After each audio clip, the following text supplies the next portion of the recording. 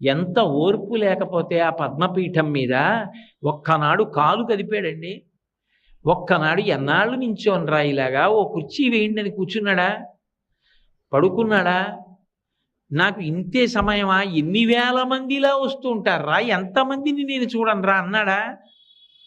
అలా చూస్తూనే ఉంటాడు, అనుగ్రహిస్తూనే ఉంటాడు. ఎక్కడో ఉండి మొరలు పెట్టుకున్నా ఆపద మొక్కల వాడి కాపాడుతూనే ఉంటాడు, క్షమిస్తూనే ఉంటాడు. అంత ఓర్పుతో రావాలి అవతారం. అందుకే మొదటే ఓర్పు పట్టి వచ్చింది. రావడం అన్ని అవతారాల్లాగా రాలేదు. భృగువు వెళ్ళి తంతే సహించి బయలుదేరాడు. అందుకే మీరు చూడండి, మొదట దయ కలుగుతుంది ఎప్పుడు మనిషికి. దయ కదిలితే కార్యం నడుస్తుంది.